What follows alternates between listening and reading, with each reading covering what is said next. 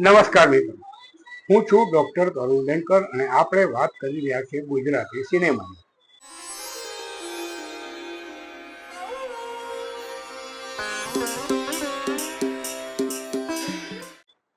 દિવાળીનું week આવી ગયું છે.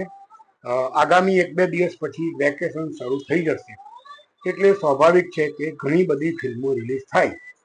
પરંતુ આજે માત્ર એક ગુજરાતી ફિલ્મ રિલીઝ થઈ રહી છે, જેનું નામ છે વિક્રમ ઠાકોર નંબર 1.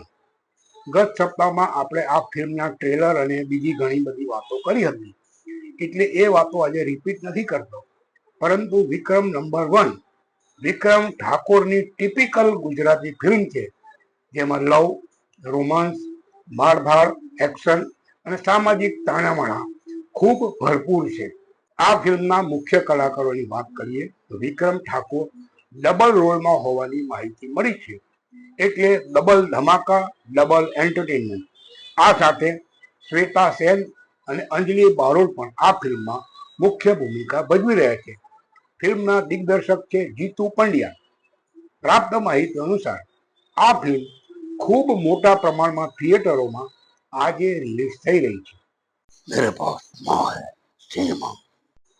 ગત સપ્તાહે રિલીઝ થયેલી ફિલ્મ લાલો કૃષ્ણ સદા સહાય તેની વાત કરીએ તો આ ફિલ્મને રિવ્યુકારોએ અને જેમણે જોઈ છે એને ખૂબ સારી માઉથ પબ્લિસિટી મળી છે, ખૂબ સારો પ્રતિસાદ મળી રહ્યો છે.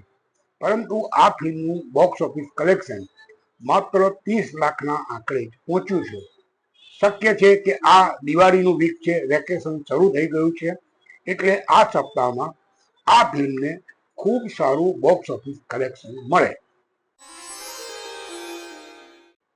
હવે ગુજરાતી સિનેમા અંગે મારા મનની વાત. મિત્રો, ખુશી અને આનંદના સમાચાર એ છે કે આ સપ્તાહે ગુજરાતી સિનેમા આ વર્ષનું બોક્સ ઓફિસ કલેક્શન 100 કરોડનો આંકડો ક્રોસ કરી ગયું. હજુ લગભગ 2.5 મહિના બાકી છે, એટલે બીજું કેટલું બોક્સ ઓફિસ કલેક્શન મળશે.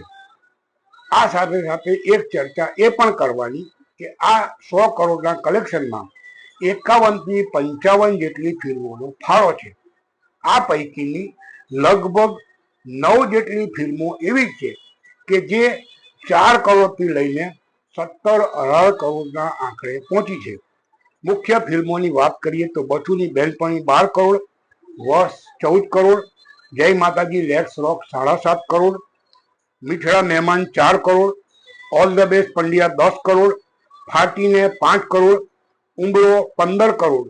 અને આ સિવાય 4 થી 5 ફિલ્મો એવી છે કે જેમનું બોક્સ ઓફિસ કલેક્શન લગભગ 1.5 કરોડથી માંડીને 3-3.5 કરોડ સુધી થયું છે.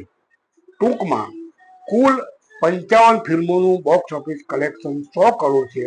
એમાંની 12 થી 13 ફિલ્મોનું બોક્સ ઓફિસ કલેક્શન 75 કરોડ છે. એટલે બાકીના 25 કરોડમાં બાકીની લગભગ 40 જેટલી ફિલ્મો આવી ગઈ. આ આંકડો એટલા માટે ચર્ચવો જરૂરી છે કે ક્યારેક 100 કરોડે પહોંચી ગઈ એવો આંકડો સાંભળીને આપણે ખોટો અથવા જેને ફેક આનંદ કહેવાય એ માની લઈએ, પણ સત્ય એ છે કે લગભગ 10 થી 12% ફિલ્મો જે ચાલે છે, બાકીની ફિલ્મો નિષ્ફળ જાય છે અથવા સદંતર ફ્લોપ જાય છે. કારણ 100 કરોડમાંથી 15 કે 20% ફિલ્મ 75 થી 80% બોક્સ ઓફિસ કલેક્શન મેળવે છે અને બાકીની 80% ફિલ્મ 25% કલેક્શનની અંદર સમેટાઈ જાય છે. મેરે પાસ માલ સિનેમા. ગુજરાતી સિનેમાની વાતનો આજનો એપિસોડ પૂરો કરતા પહેલા ફરી એકવાર કહીશ, મારી પાસે માં છે સિનેમા.